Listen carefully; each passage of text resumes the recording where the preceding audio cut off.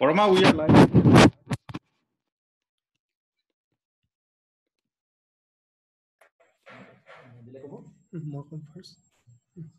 So good afternoon, everyone. So I am Parama Datta, presently Assistant Professor of the Department of Mathematics, Lakhimpur Girls College. So I welcome you all to the webinar on the congruent number problem and elliptic curve. So we are very fortunate to have with us Professor Anupam Soikia sir from IIT Guwahati. So now I welcome Dr. Sushil, Principal of Lakhimpur Girls College, to kindly deliver his opening remark. Thank you.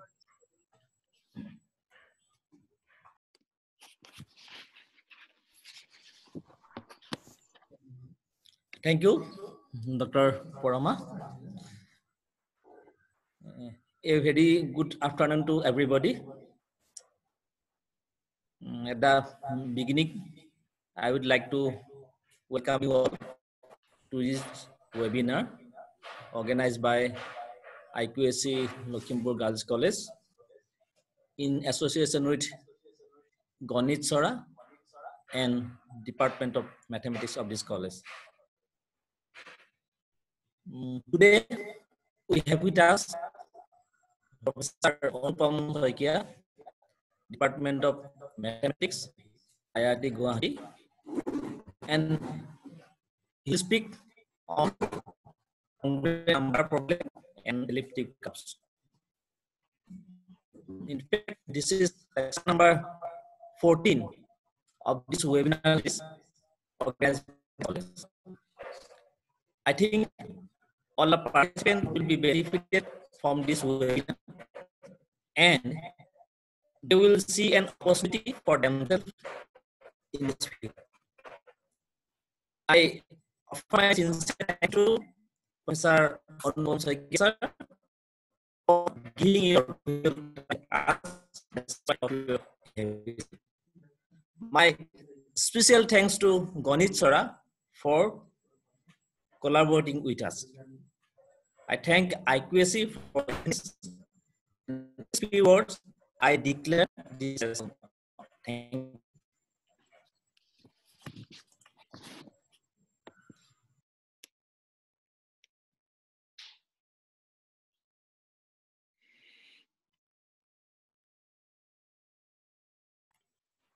Over to you, Manja. Thank you, Parama. Thank you, Dr. Bhuya, for the opportunity given to Ganit Sora to collaborate with your college. I welcome everybody to the webinar on the congruent number problem and elliptic curves to be delivered by Professor Anupam Soikia. Before I give a brief introduction of Professor Soikia, I would like to mention a few words about Ganit Sora. Ganit Sora is an online website, ganitsora.com. So we mainly publish articles related to mathematics. And since the lockdown, we have been trying to organize webinars with eminent mathematicians from India.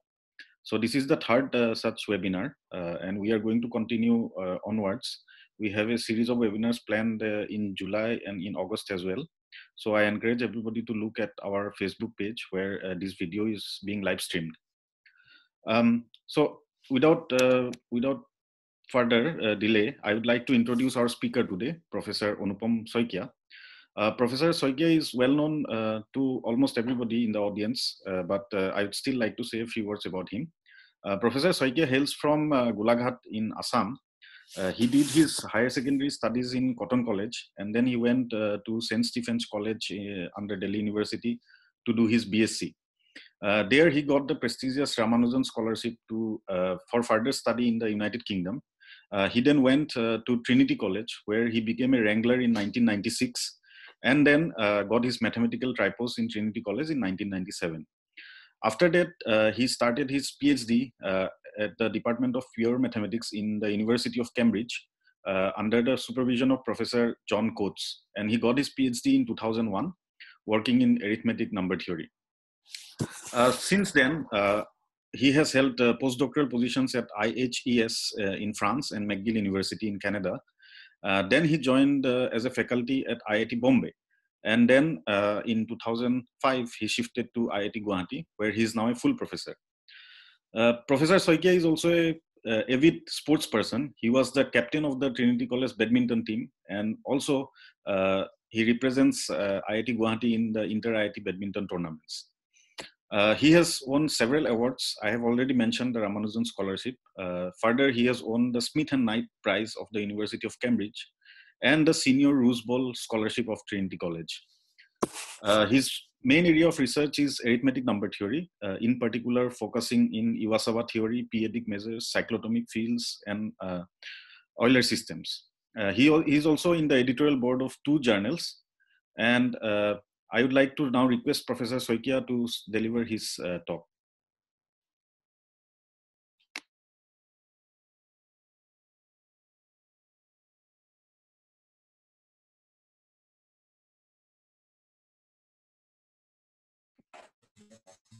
Sorry, sir, Hello, you are muted.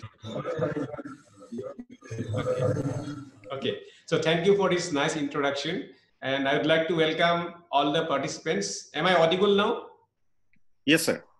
Okay, yeah.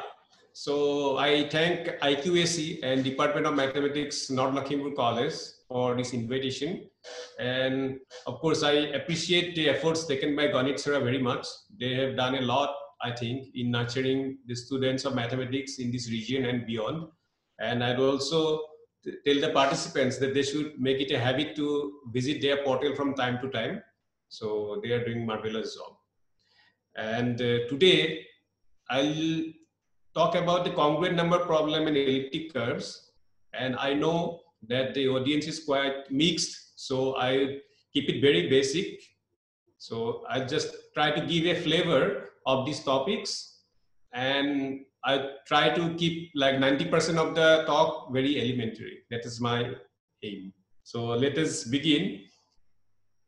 So, okay. Wait.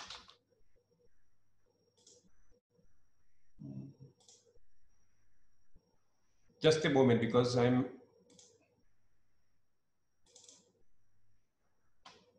Okay, it's not moving. Okay, yeah. Okay, now it is moving. Sir, the screen is not full screen. We can see some windows behind also. Yes. Now sir. it is fine? Okay. Okay, fine. So let me just begin with a brief introduction to number theory. So we are all familiar with integers. Like integers, we mean 0, plus minus 1, plus minus 2, etc. And also we are familiar with rational numbers, like say 1 by 3 or 5 by 6, numbers like that. And the number theory is the branch of mathematics that studies the hidden properties of just integers and rational numbers. And okay, and one main charm of number theory is that it has many statements that can be easily appreciated through examples, but they may be quite difficult to prove. I just want to give you an example. For example, Goldbach conjecture. It is quite old. It is like from 1742. It is still not resolved. What it says that every even natural number bigger than 4 can be written as sum of 2 prime numbers. It is quite easy to understand, and we can see many examples of that.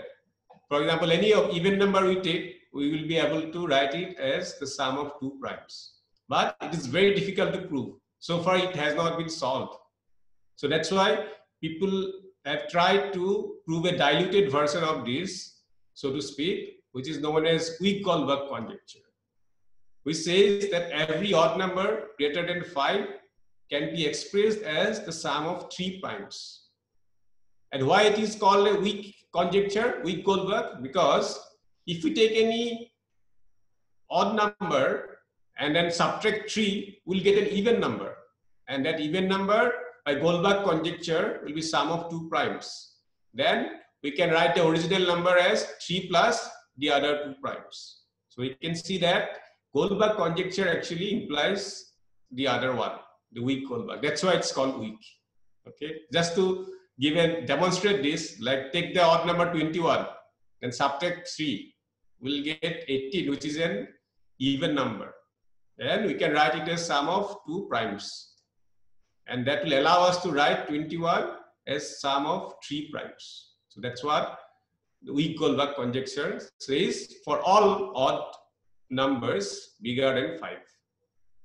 And this weak conjecture, there has been a lot of progress, starting with Hardy Littlewood, but they proved it assuming Riemann hypothesis or generalized Riemann hypothesis, and then Vinogradov, who did it for sufficiently large odd numbers, and then Ramare and Terence Tao, who showed that any odd number can be written as sum of at most 5 primes. Okay, so this is just to give you some idea that number theory has statements which are easy to appreciate, but maybe difficult to prove. Now the congruent number problem. So congruent number problem, I'm quoting Professor John Coates, that its written history can be traced at least a millennium and is the oldest unresolved major problem in number theory, and perhaps in the whole of mathematics, because it was written in a different form in an Arab manuscript, okay, that is 1,000 years old.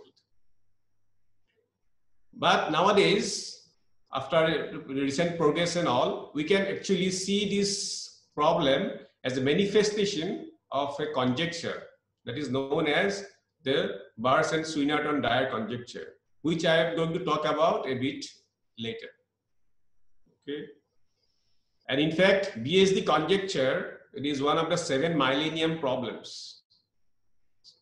So probably all of you know that in the year 2000, 7 problems were identified, which so that the mathematicians can try to solve these problems, these 7 problems, and there is a $1 million prize also for each of them.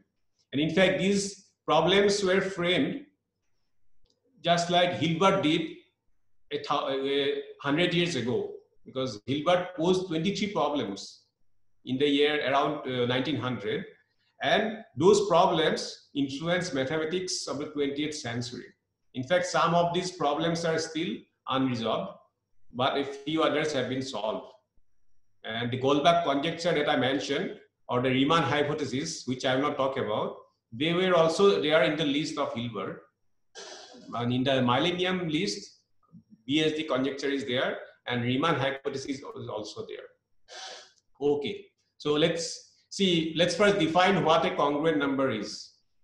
So what a congruent number is, let's first fix this notation. By this Z will mean all these integers, the set of integers, 0, plus, minus 1, plus, minus 2, etc. And Q will mean the set of rational numbers. So M by N, where M and N are integers and N is non-zero. Okay.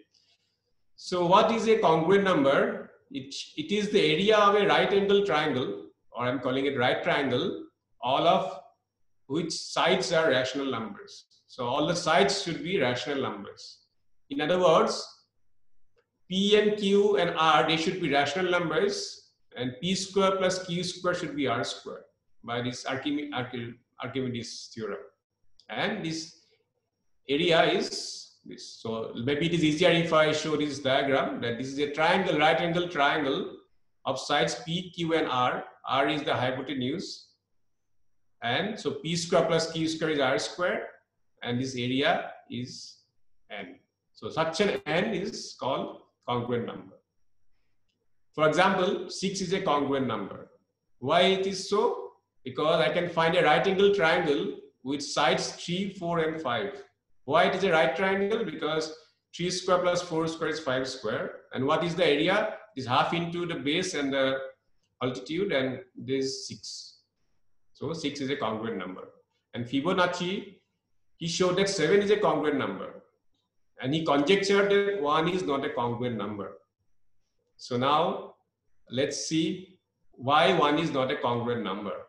I want to demonstrate it so that I can show a beautiful argument by Fermat, which is known as infinite descent. So before doing that, let us see what happens. Let's see what happens if 1 is a congruent number.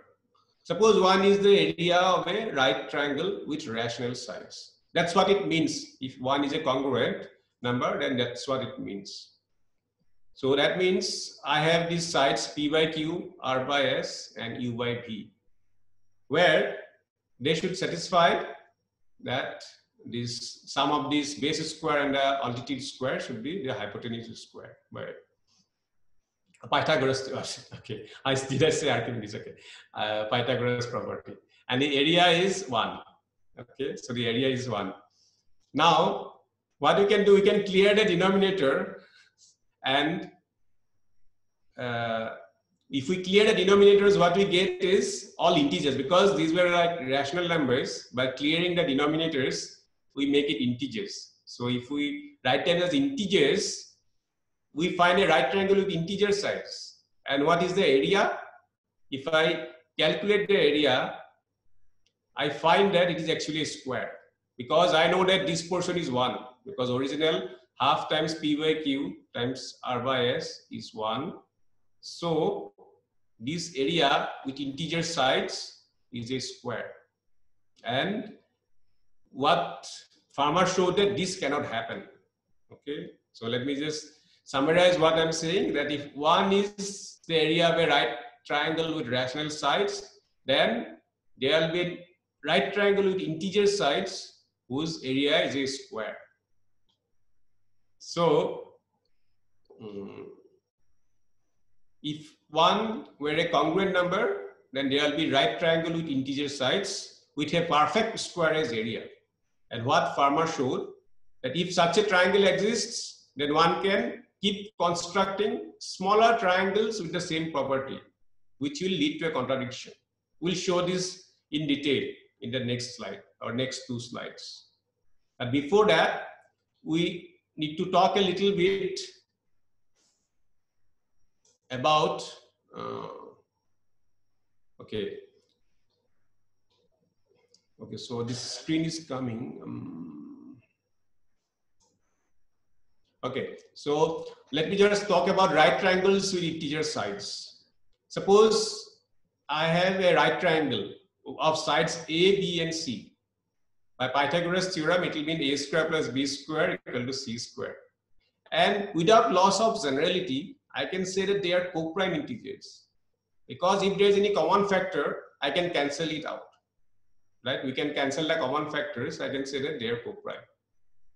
And you can easily see that, like, if 2 of them are odd, then there will be a problem. So that only way we can fix this is one has to be even and the other 2 should be odd. Okay, because if 2 are odd, then there will be some problem because of parity. So we can look at mod 4 and we can easily deduce this. Okay, or you take it for granted. Okay, just assume this. Then what will happen if A and C are co-prime integers which are both odd? Then if we add them and subtract them, we'll get even integers. But they will have only common factor 2. So their common divisors will be 2. And how do I use this fact? That we can write B square as C plus A times C minus A. Now, what do I know? I know that C plus A and C minus A, their only common factor is 2. Otherwise, they are prime. Since their product is a square, so individually they have to be 2 times a square. Okay, or suppose we are multiplying 2 co-prime integers whose product is a square, then individually they have to be a square. So that's what is required. So if we use that, then we'll get C plus A is 2 times a square and C minus A is 2 times a square. Okay, because if had they been co-prime, C plus A and C minus A, had they been co-prime, these 2 would not have been there, but now we have only 2 there because their GCD is 2. So what is the purpose of doing all this? Because we want to get at this. Because if I add and subtract, I get A as difference of 2 squares, C as sum of 2 squares, and B as 2 times UV. So if I have a right triangle with integer sides, A square plus B square equal to C square, there A has to be difference of 2 squares and the hypotenuse will be sum of 2 squares and this, I mean, the other side, the third side will be 2uv. Just illustrate, let me illustrate this with this known Pythagorean triple. That 5 square plus 12 square is 13. So what we'll see is that 5 is the difference of these two squares. 5 is 9 minus 4. 13 is 9 plus 4. And what is 12? It is 2 times 3 times 2. Okay, so in this form. Okay, and this is actually an argument that goes back to Euclid. Okay, it's a very old argument. Okay, so we need that actually. So let's see, what do we want to do? By the way, okay, this screen should not be there, yeah. Okay, so let me recall what we were trying to do. We were trying to show that there should not be any right triangle with integer sides with square as area. So let's say suppose this is a right angle triangle with integer sides, which I can assume to be co-prime. And if two of them are co-prime, that is enough, because any common factor of them will have to divide C also, because A square plus B square is C square. Okay.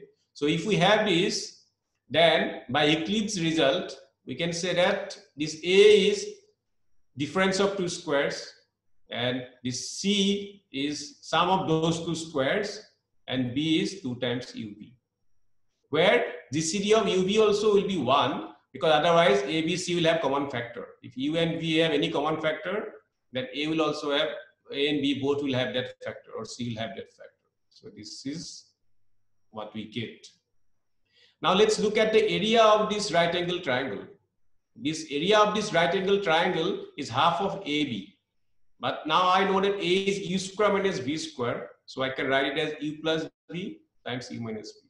And I know that B is 2UV. So I just put it and I get UV, U plus V, U minus V.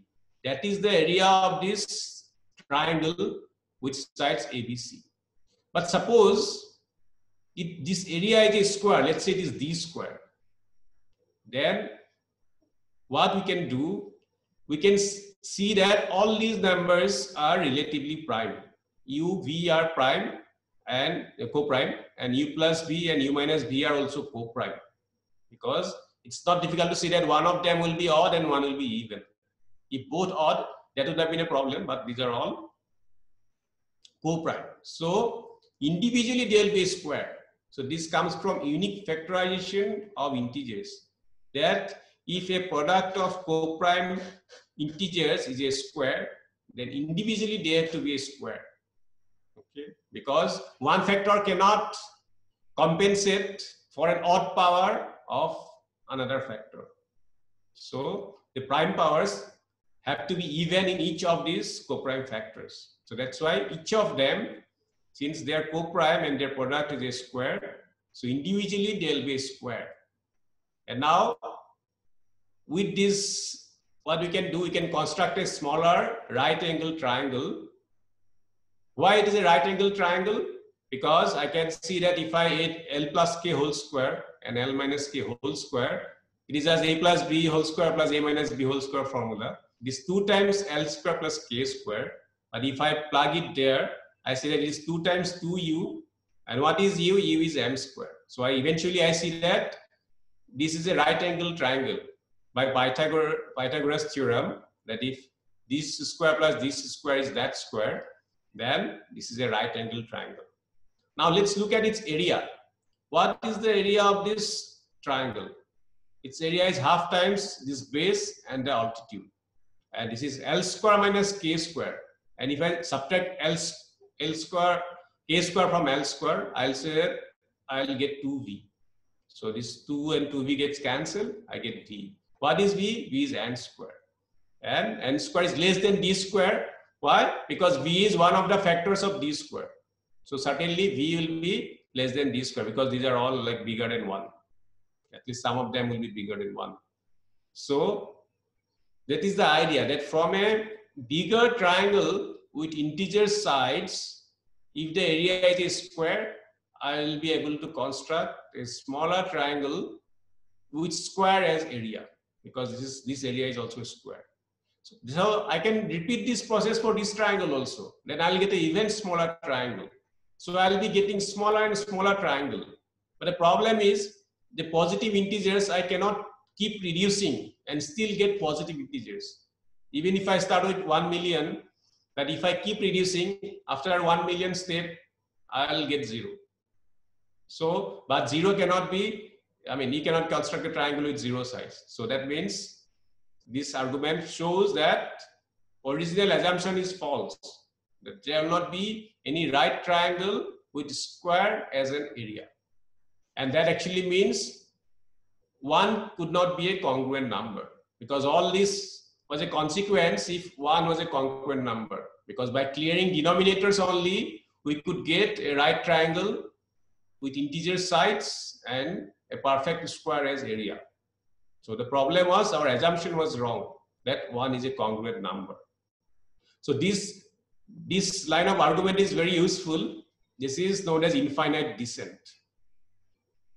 Okay, that is known as Fermat's infinite descent. In some sense, it is similar to how we show root 2 is an irrational number in class, in our school. Like we say that root 2, let it be p by q. Then we square it. Then we get 2q square is p square. Then we say that, okay, p has to be even. Like that. Okay, so in some sense, it is kind of, you can see some resemblance there. Okay. Now let's, so we have seen that 1 cannot be a congruent number. And 4 also cannot be a congruent number because it is a perfect square. If 4 is a congruent number, I can rescale. I can divide the sides by 2. I'll get 1 as a congruent number. Similarly, 9 or 16, all these numbers cannot be congruent because otherwise I can just rescale the right angle triangle and I would get 1 as a congruent number. So 1 is not a congruent number, 4 is not a congruent number. But 5 is a congruent number. What will be the sides of the triangle? One triangle is like this. One can check that 3 by 2 whole square plus 20 by 3 whole square is 41 by 6 whole square. And that the area, if I calculate the area half of 3 by 2 times 20 by 3, I'll get 5. But you can see that it's not easy to find the sides because there are so many rational numbers, so many denominators that can appear. Okay, so it's not easy to check whether 5 is congruent or not directly like this. So reformulation helps. So actually what we do, we reformulate this problem. And that's where elliptic curves appear. Okay, so let's see how elliptic curves or how some curves appear.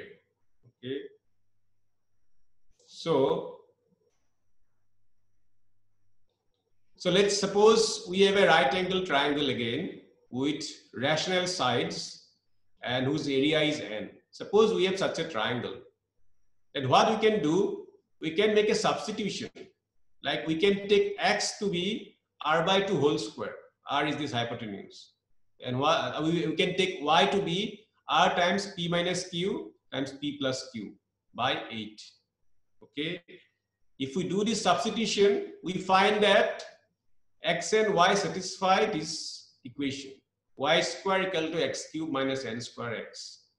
So it means that if such a triangle exists of area n with rational sides, then we get a point on this curve, y square equal to x cube minus n square x.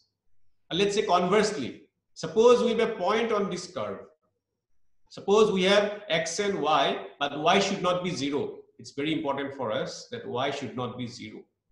Then, if we have a point, in other words, if y and x satisfies this equation and y is non-zero, then I can take these sides. P to be x square minus n square by y, q to be 2xn by y, and r to be x square plus n square by y.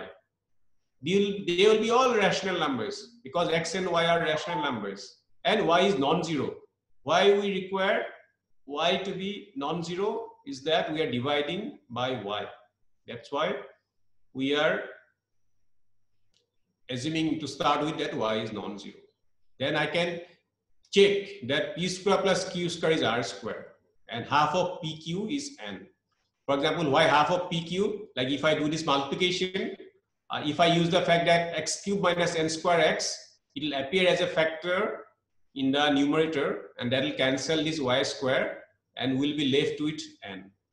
Okay, that's why this area is n, because p square plus q square is r square. It is like a minus b whole square. I mean, that kind of formula. Okay, it's like a minus b whole square plus 4ab, that kind of, and a plus b whole square. So you can trivially check this. But this reformulation actually helps a lot. So that's why we shift from these triangles to points on this curve. Okay, and let's see first how this helps. For example, how do I find for 5 these sides? For example, let's say I want to find a right triangle of rational sides with 5 as area. Okay, so now what I have to do, I have to find a point on this curve with y not equal to 0. And we can check that this point satisfies that. Like if I take x to be -4 and y to be 6, then it lies on this. Okay, because I get -64 and then, yeah, so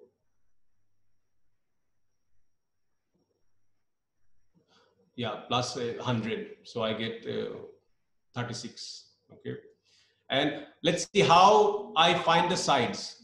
Because if I just substitute in the formula that I wrote, I get P to be 3/2, Q to be 20/3, and R to be 41/6. So that is certainly, this helps. The area is 5. So what is our reformulation? That n will be a congruent number if there is a rational point. Rational point, I mean, these coordinates are rational numbers, like of the form say 3/5 and 6/7, that kind of number, and on this curve. Okay, that y square equal to x cube minus n square x. And this curve actually belongs to a family of curves known as elliptic curves.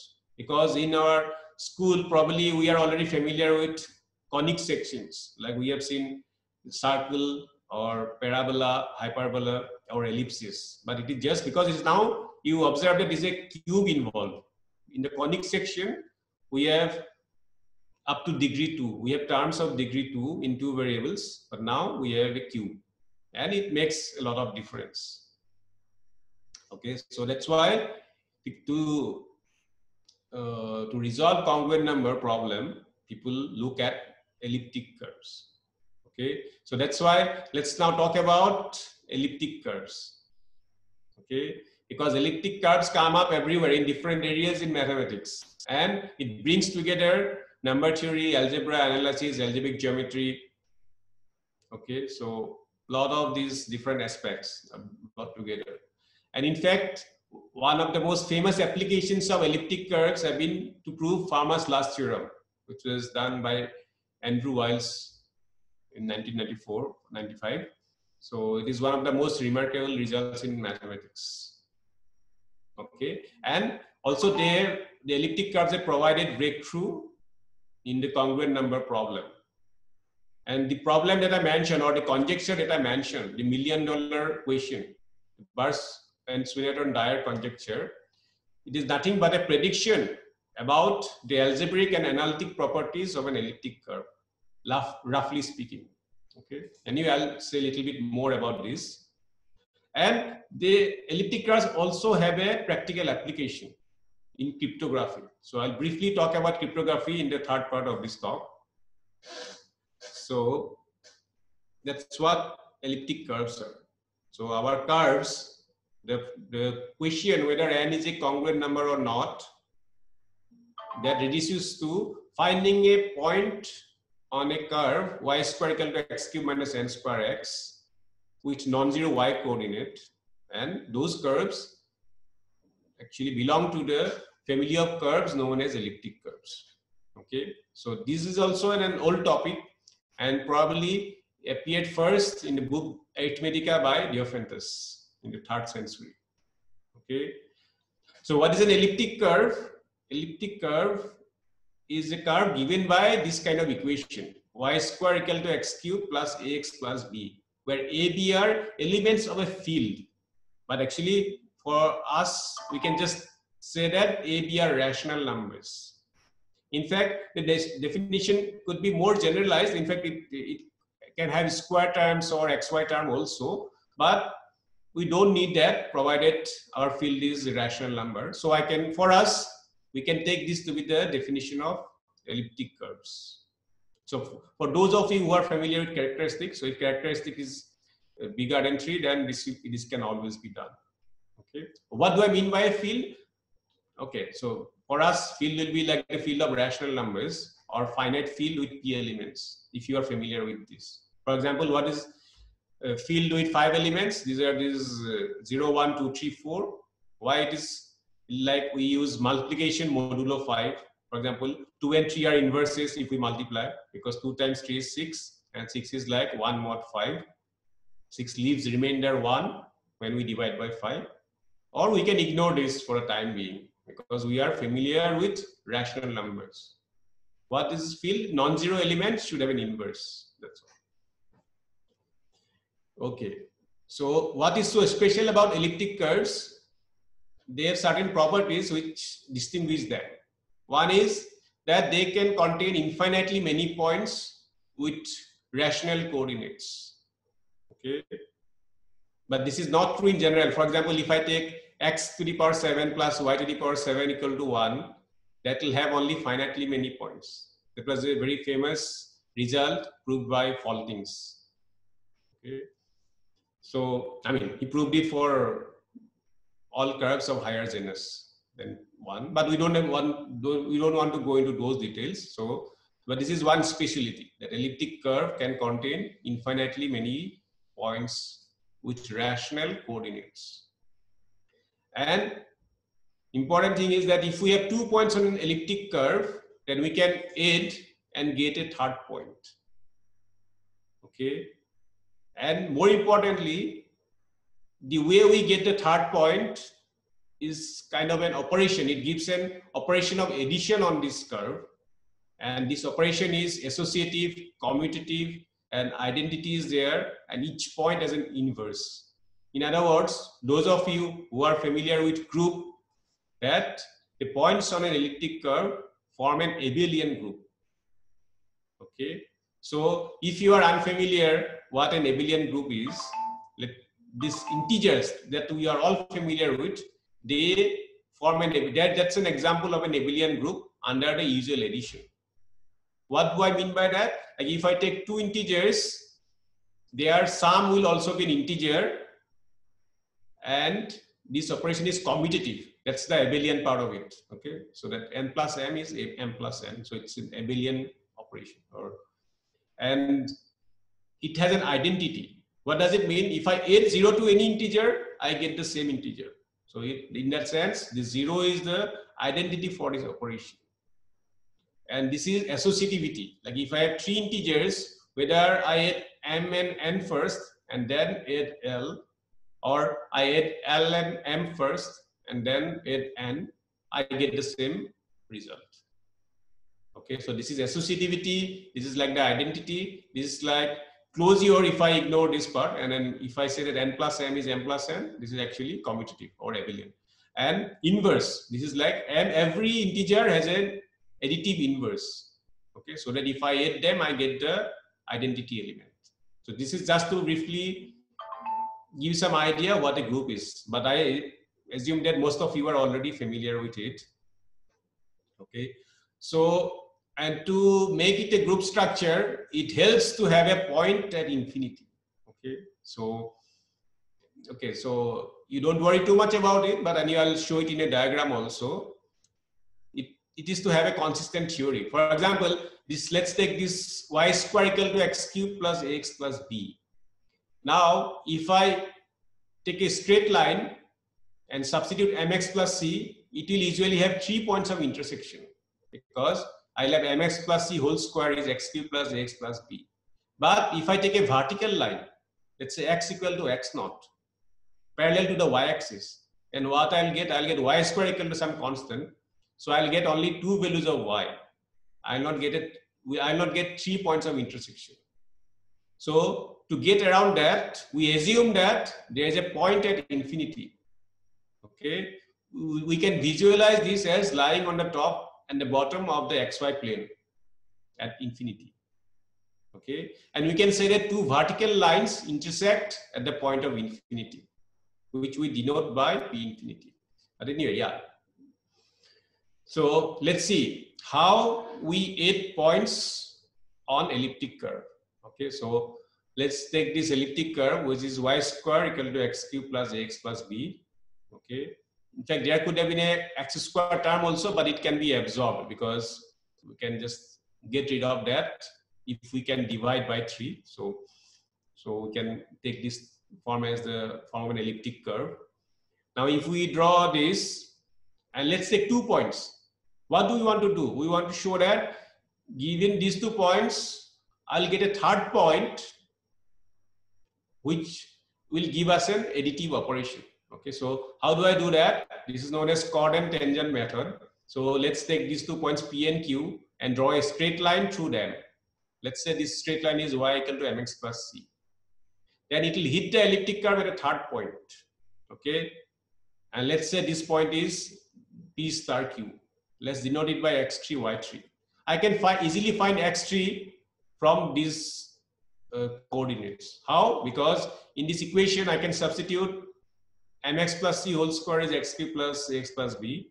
And I know that sum of the roots will be the minus of the coefficient of x square. So that way, we can say that x3 is related to x1 and x2 like this. What is m? M is the slope of this line. This is the slope. Okay. And another thing to note is that if these x1, y1 and x2, y2 are rational numbers, m will be a rational number. And m square will be a rational number, x1 will be a rational number, x2 will be a rational number. In other words, if x1 and x2 are rational numbers, x3 will also be a rational number. And y3 will also be a rational number because m is rational, and this c will also be rational because these 2 points are rational.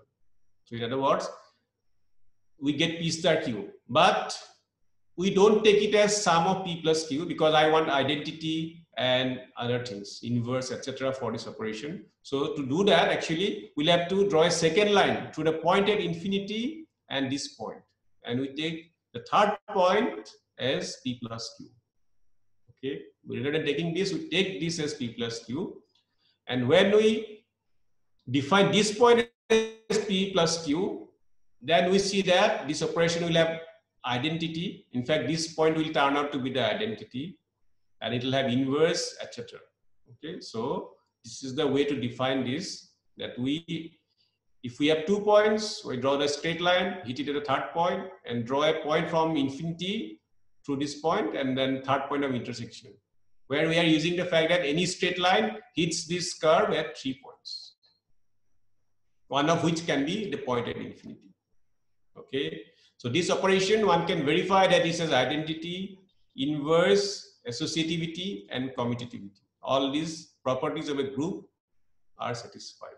So what the properties that we have for ordinary integers under addition, this is also there for the points on the elliptic curve with this chord and tangent operation. Okay. Okay, and what is the identity for this operation?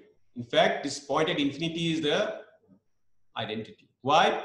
Because if I join p infinity and p, I get this third point of intersection. And if I join this third point of intersection with infinity, I get back p. Okay, if you think about it, that's how we define the operation. So this is actually identity. And natural question is, what is inverse? Okay, finding the inverse is also easy because what we have to do, we have to draw a straight line through the point at infinity and p, and the third point of intersection is the inverse of this point p under our operation. Okay. Okay, and this line through p point of infinity is basically a vertical line. Okay, so this is just to, and how do I add a point to itself? Okay, earlier we took a chord. If I have 2 distinct points, I was like adding p to q. But if I am adding p to itself, clearly what it means that the other point is very close to p. In other words, I have to take the tangent at p, and then I do the same procedure. Okay, if I take that tangent and then I hit at the third point and join with the point at infinity, I get 2 times P. P plus P is 2 times P. Okay, so I can get the double the point also. Okay, doubling of a point. For that, we need a tangent. And that's why actually we initially said, although I did not explain it properly, that this curve should be non-singular. Non-singular means at every point, there should be a well-defined tangent. If the tangent is not there, then certainly we will not be able to add P to itself. So that requires this curve to be smooth enough. Smooth means that well-defined tangent should be there at each point. Okay. Okay.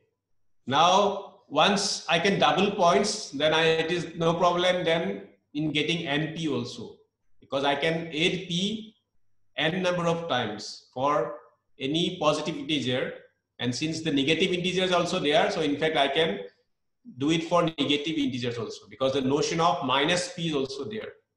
Okay. So in other words, we can multiply, we can define a multiplication on the points on the elliptic curve by all integers.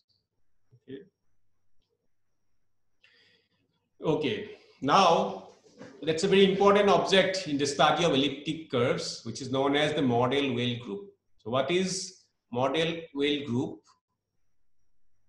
Mordell-Weil group is the group of rational points on the elliptic curve. In other words, if our curve is y square equal to x cube plus ax plus b, we are looking for all x and y in rational numbers. This q means rational numbers that satisfies y square equal to x cube plus ax plus b. Okay, and as we showed that if 2 points have rational coordinates, then their sum also has rational coordinates. If we add 2 points with rational coordinates, then their sum also has rational coordinates. So this group of rational points on the elliptic curve, this is known as Mordell-Weil group. Okay, and then there is a notion of torsion point, because there is a natural question. Suppose I have a point P. I keep adding P to itself, P, 2P, 3P. The question is whether this set is finite. It may be finite, in which case NP will be, okay, in each case, we'll call it a torsion point. Okay, and these torsion points will form a subgroup which is known as, we denote like this, EQ tor. Okay, because it may happen that by adding a point enough number of times, we'll get back to the same point, or in other words, we'll go to the identity. This may happen. It doesn't happen for integers, because if we take 1 and if we keep adding, we'll never get 0. Okay, in which case we say that 1 has infinite order. So in the elliptic curve, there might be points of finite order or there may be points of infinite order. Okay, and Poincaré conjectured that if we take all the points on an elliptic curve with rational coordinates, then what we get is actually a finitely generated group. What does it mean? That we just have to start with finitely many points, and by adding, if we keep adding them, we'll get all the rational points. In some sense, it is like the vector space. If we have all the basis elements, like finite dimensional vector space, roughly speaking, that from the basis, it has a finite basis. From those basis elements, we can construct, we can get all the vectors by taking scalar multiplication, I mean, by taking linear combination. We do scalar multiplication and addition. Similarly, almost like that these rational points on an elliptic curve, they form a finitely generated abelian group. Okay. In other words, we can write it like E. Okay, sorry, I should have written EQ, because since I'm mostly talking about Q, that it is rank plus torsion. Okay, Z. Okay, what do I mean by this? RE. This is known as the rank of the elliptic curve. Okay, in some sense, you can think of this as a dimension. Like, it is more like dimension. But if you are familiar with modules, you know that there's a basic difference between vector space and modules, that they're like this uniqueness of, uniqueness may not be there. But anyway, we don't bother about all that. All it means that if the how many independent points of infinite order are there on the elliptic curve. Okay. So that is known as rank, and in essence, it is like the dimension. Like if the rank is big, there will be more points on this elliptic curve. If this rank is 0, then there will be only finitely many points. Okay. So now, so clearly, if we want to understand this group of rational points, okay, we can assume that this is Q I'm talking about. So there's this torsion part or the finite part, and there's an infinite part. And there's a big result by Mazur, who showed that this torsion part has only 15 possibilities. Whatever elliptic curve we take, basically the torsion part will have only 15 possibilities. Okay, but it is very difficult to compute the rank. Okay, and there are many questions concerning the rank of elliptic curve, whether it is arbitrarily large or not. Meaning that if we keep taking, will there be like elliptic curve, like whatever integer is given, can we find an elliptic curve of rank bigger than that? That is still not known, that whether rank can be arbitrarily large. In fact, the known example is 28. The highest possible rank that example has been found is 28. But no one has been able to rule out that, okay, that it is no elliptic curve of higher rank is there. In fact, it is expected to be arbitrarily large. Okay. And then this BSD conjecture. What is BSD conjecture? It connects the model well group of an elliptic curve to an analytic object, what is known as the L function of the elliptic curve, SA L function of the elliptic curve. Okay, so how do we form this L function? This means product, infinite product over all primes. What are the factors? We take 1 minus AP times p to the power minus s and plus p to the power 1 minus 2s to the power minus 1. What is this s? S can be any complex number. So this is a function of complex number. And why do I assume that real part of s is bigger than 3 by 2? Because it's an infinite product and we can show its convergence when real part of s is bigger than 3 by 2. What is AP? AP is 1 plus p minus number of points on the elliptic curve over finite field of p elements. Okay. Why have I written not equal but this notation? This means there are some factors for which I cannot write like this. That's why. But roughly speaking, it is like this. It's just to give you a rough impression of what this L function is, it is like this. And for us, important thing is whether this is 0 or not. Okay, because what is the conjecture? The BSD conjecture says or predicts that if the L function is 0 at 1, then this model well group is infinite. It's an if and only if condition. It's a necessary and sufficient condition. That if the L function is 0 at 1, then the model well group is infinite or the rank is positive, in other words. Okay. And important thing to note is that here I said that real part of s is bigger than 3 by 2, although we are talking about the value at s equal to 1. In fact, when this conjecture was formulated in 1965, that time, its behavior at 1, it was not even known whether it can be analytically continued there. But in fact, if you are you're familiar with complex analysis, you know that there's a notion of analytic continuation. You start with some definition and then we try to extend it to the whole of complex plane analytically. Okay, so, but yeah, for us, what we say is that if this function, this L function vanishes at 1, if and only if the rational point is infinite. The model well group of rational point on the elliptic curve is infinite. So this is the conjecture. This is the $1 million question. Okay, so let's see what does it imply? Sorry to disturb you, sir. Yeah. You can finish in about 5 to 10 minutes. There are several questions that we'd also like to take. Oh, okay. Yeah, okay. Okay, so I'll stop in 5 minutes. Okay, let me see. Yeah. Okay, so let's see how it is related to the congruent number problem. So congruent number problem, we started with the question whether n is a congruent number or not, then we went to this elliptic curve.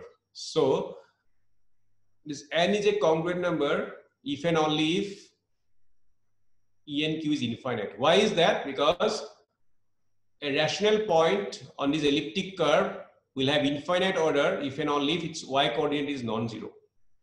And if y coordinate is non-zero, we can construct a right angle triangle with n as area. So in other words, n is a congruent number if and only if this modulo L group is infinite or that rank is positive. Okay. Now, so people have are trying to show that, so whether n is a congruent number or not, one can either try to show that it has a point of infinite order, or one can rule that out. Okay. So, for example, there is a result of Nagel which showed that this for primes of the form 8k plus 3, this has no point of infinite order. In other words, EPQ is finite.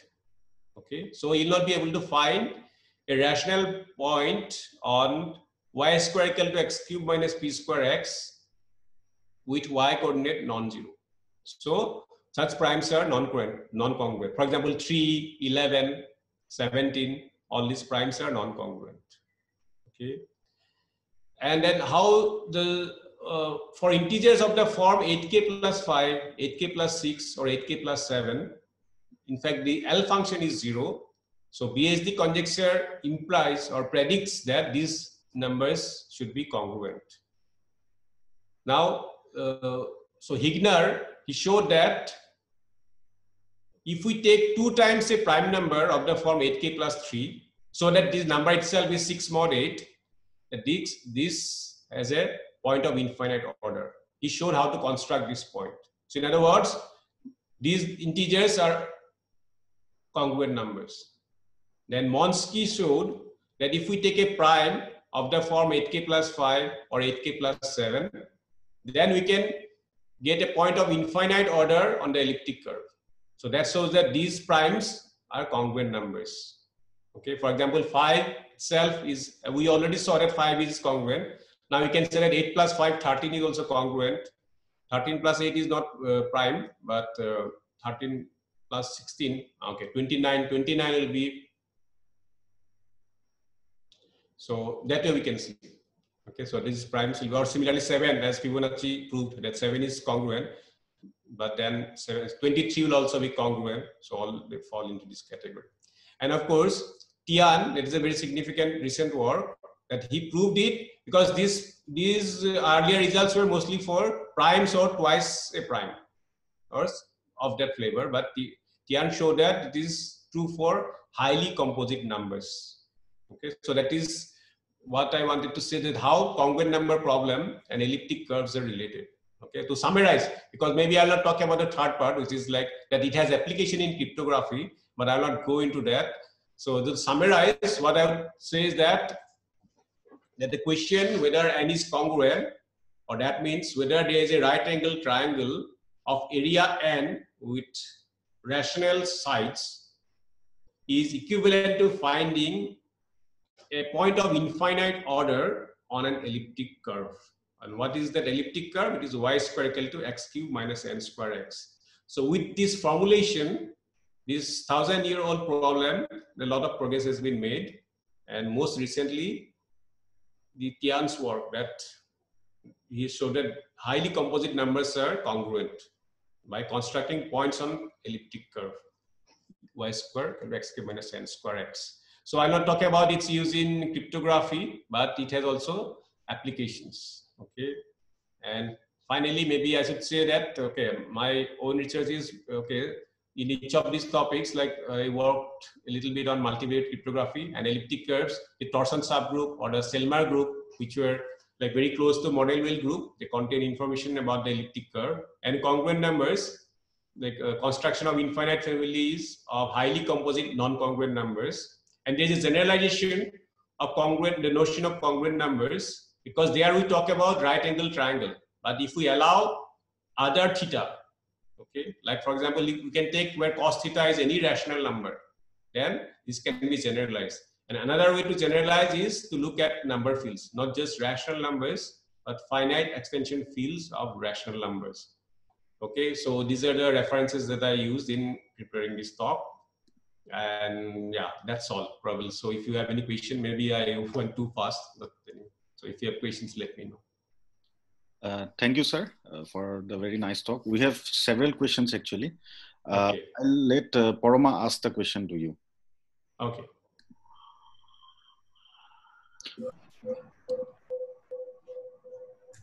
Thank you, sir.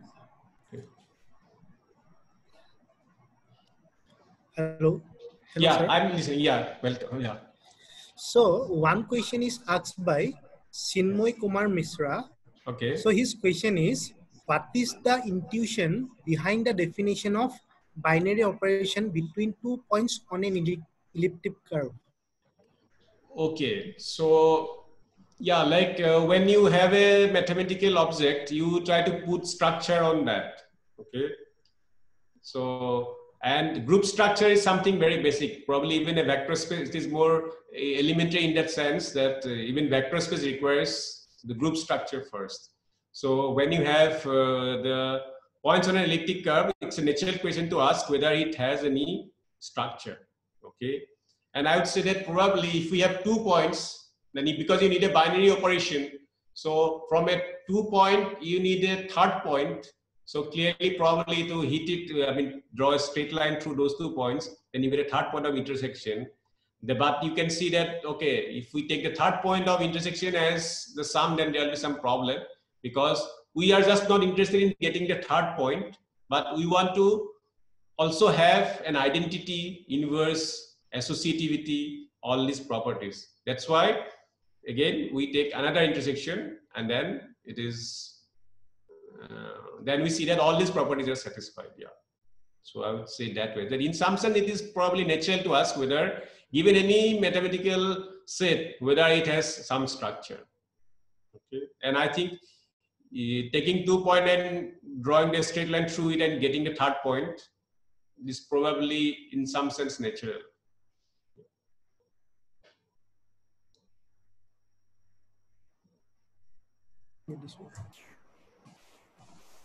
Yeah, so any other question? Another question is by Bitupan Rajbangshi.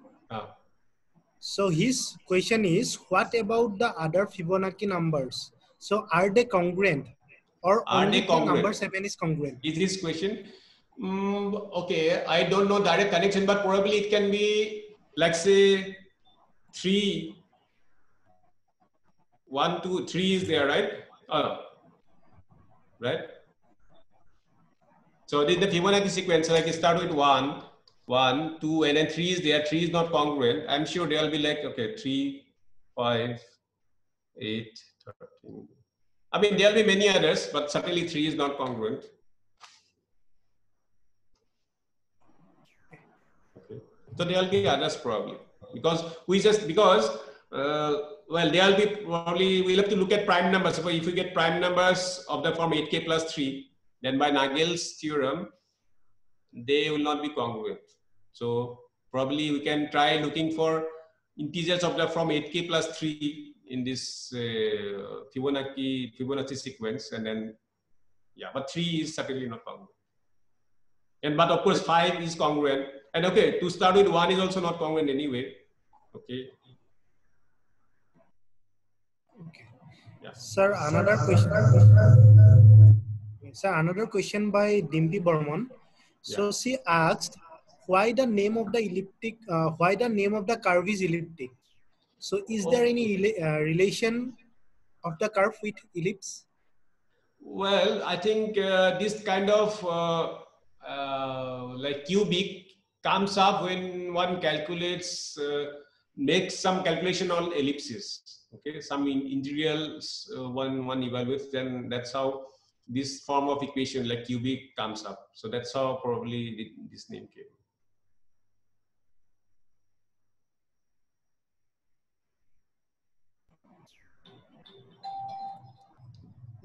Hello. Yeah. Any other question? So another question by Hridayananda Soikia. Yeah. So he asked, is torsion group always finite for an elliptic curve? Yeah, because by model-Weil theorem, it is finitely generated.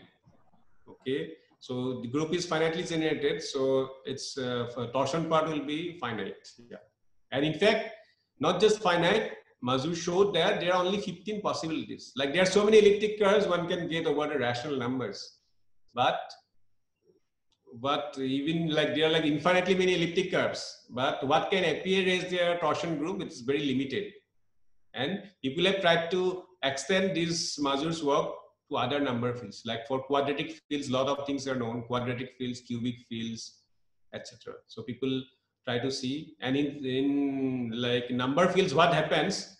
Some groups appear only finitely many times. A few groups appear only for finitely many elliptic curves, and others occur infinitely often as torsion of elliptic curves. That phenomenon is also seen. Okay. Yeah. So one question is asked by Momi Sharma. Yeah. So she asked that she said that she is a beginner in elliptic curve. So what book shall she follow? So I would say what that book by for a beginner in elliptic curve? I would say that book by Silverman and Tate, The Rational Point on Elliptic Curve, that may be a good starting point, because I guess she may have some difficulty in the proof of associativity law for the elliptic curve addition, but otherwise I think, but that's I think that is a good book to start with, because it does not have much prerequisite. So what she knows already should be sufficient. But undergraduate, it's an undergraduate text. So Silverman and Tate, but I mean rational points on elliptic curves by Silverman and Tate. Of course, Silverman has two other books, Arithmetic of Elliptic Curves, but they are slightly at a higher level. So that's probably better to start with Silverman and Tate's book.